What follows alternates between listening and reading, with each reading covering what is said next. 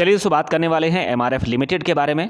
एक कमेंट प्राप्त हुआ है, मिस्टर फौजी ने इसके अंदर क्वेश्चन पूछा है कि लगभग 85,000 के रेट पर इस कंपनी के 3 शेयर बाई किए हुए हैं। तो जानना चाहते हैं कि आगे का रिव्यू किस तरीके से रह सकता है, क्या स्टॉक के अंदर तेजी देखने को मिलेगी या और भी गिरावट हमें शेयर के अंदर देखने को मिल सकती है।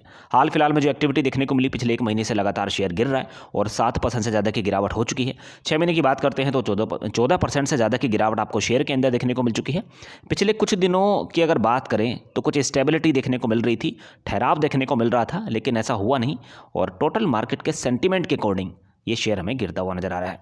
देखिए, इससे पहले भी जब कोविड की लहर चली थी तो तब भी शेयर के अंदर गिरावट देखने को मिली थी, लेकिन रिकवरी शानदार हमें इस कंपनी के अंदर देखने को मिल चुकी है। अब अगर बात की जाए 1 साल की तो लगभग 7% से ज़्यादा की गिरावट आपको शेयर के अंदर देखने को मिल चुकी है। और अगर 5 साल की बात करते हैं तो मोमेंटम पॉजिटिव दिखाई दे रहा है, 42% की तेजी दिखाई दे रही है। लॉन्ग टर्म की बात करते हैं तो शेयर लगातार ऊपर की तरफ रुख करता हुआ नजर आ रहा है। तो देखिए, ये कुछ ऐसी कंपनियां हैं जिनके फंडामेंटल बेहद ही मजबूत स्थिति में हैं और लॉन्ग टर्म के हिसाब से अगर आप थोड़ा सा रुकना पसंद करते हैं तो मल्टी बैगर रिटर्न आपको इन कंपनियों के अंदर देखने को मिल सकते हैं। लेकिन कंपनी चाहे कोई भी हो, खरीदारी करते वक्त आपको सिर्फ एक ही बात अपने माइंड में रखनी है, वो ये है कि अगर गिरावट हमें किसी कारण से स्टॉक के अंदर देखने को मिलती है तो वापस से खरीदारी करने के लिए हमारे पास में अमाउंट जरूर होना चाहिए। अब देखिए, यहाँ पे जानने की कोशिश करेंगे कि आगे की चाल किस तरीके से होने वाली है। तो एक नज़र डाल लेते हैं सबसे पहले शेयर होल्डिंग पैटर्न्स पर, क्योंकि ये बहुत ही महत्वपूर्ण भूमिका निभाते हैं किसी भी कंपनी के अंदर, किसी भी शेयर के अंदर। तो टोटल प्रमोटर्स की होल्डिंग लगभग 27% के आसपास दिखाई दे रही है। चौंकाने वाला डेटा यह है कि रिटेल का पार्टिसिपेशन काफ़ी अच्छा है, लगभग 44.43% के आसपास इनकी होल्डिंग है। एफआईज लगभग 14% के आसपास हैं। डीआईएस की बात करते हैं तो 6% के आसपास हैं और म्यूचुअल फंड्स की अगर बात की जाए तो लगभग 6.85% के आसपास दिखाई दे रही है। हाल फिलहाल में जो गिरावट देखने को मिली है म्यूचुअल फंड्स को अगर आप ठीक तरीके से देखें तो पिछले वाले क्वार्टर में लगभग 7.50% के आसपास दिखाई दे रहे थे और अगर अब की बात करते हैं तो लगभग 6.85% के आसपास आपको दिखाई दे रहे हैं। तो म्यूचुअल फंड्स की तरफ से यहाँ पे बिकवाली देखने को मिल रही है। और अगर एफआईएस की बात करते हैं तो एफआईएस खरीदारी करते हुए नजर आ रहे हैं, क्योंकि पिछले वाले अगर क्वार्टर की बात करते हैं तो 14.07% के आसपास थी और अगर अब की बात करते हैं तो 14.77% के आसपास दिखाई दे रही। तो यहाँ से पॉजिटिव संकेत देखने को मिल रहे हैं। स्टॉक भले ही आपको गिरता हुआ नजर आ रहा है, लेकिन एक बड़ा मूव हमें स्टॉक के अंदर आगे आने वाले दिनों में दिखाई दे सकता है।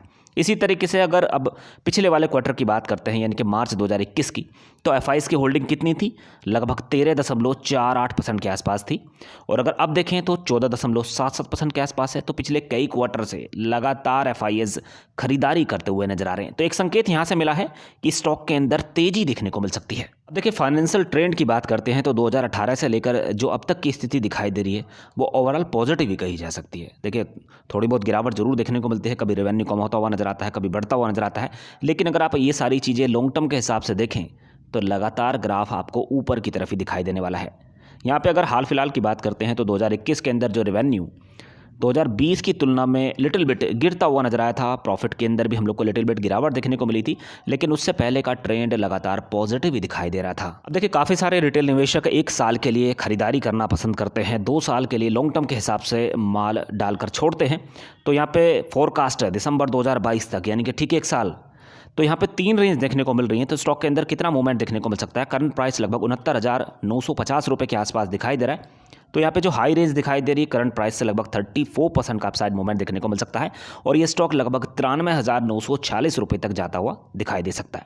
मिड रेंज की बात करते हैं तो 79,000 के आसपास आपको ये स्टॉक दिखाई दे सकता है और अगर लो रेंज की बात करें, किसी कारण से और भी गिरावट देखने को मिलती है तो 65,418 रुपये के आसपास ये स्टॉक दिखाई दे सकता है। तो गिरने की जो संभावनाएं दिखाई दे रही है वो थोड़ी सी नीचे ही आपको दिखाई दे रही है। ज़्यादा गिरावट इस स्टॉक के अंदर ऐसा लग रहा है कि नहीं होनी चाहिए, लेकिन अगर ऊपर की बात करते हैं तो अपार संभावना इस समय आपको कंपनी के अंदर देखने को मिल रही है।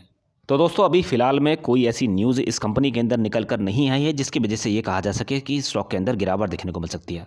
हाँ, टोटल मार्केट के सेंटीमेंट के अकॉर्डिंग ये स्टॉक हम लोग को गिरता हुआ या फिर बढ़ता हुआ नजर आता है।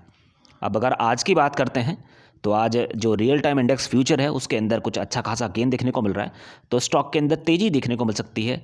तो ओवरऑल देखा जाए तो पिछले 3 दिन पहले जो खबर देखने को मिली थी सेंसेक्स की वजह से मूड और माहौल ख़राब होता हुआ नजर आया था, स्टॉक के अंदर भी गिरावट देखने को मिली। तो वही सारी चीज़ें फिलहाल की डेट में इस कंपनी के अंदर देखने को मिल रही हैं। तो लॉन्ग टर्म के हिसाब से होल्ड कीजिएगा, अच्छा खासा अमाउंट आपको इसके अंदर देखने को मिल सकता है। दोस्तों, अगर आप नए हैं, डीमेट अकाउंट ओपन कराना चाहते हैं तो आप अपस्टॉक के अंदर डीमेट अकाउंट ओपन करा सकते हैं। लिंक नीचे डिस्क्रिप्शन बॉक्स के अंदर दिया हुआ है। दोस्तों के लिए पूरी जानकारी आपको अच्छी लगी हो तो वीडियो लाइक जरूर कीजिएगा, चैनल सब्सक्राइब करके रख लेना ताकि नई वीडियो का नोटिफिकेशन सीधे आपके मोबाइल पे मिल सके। Thank you so much for watching.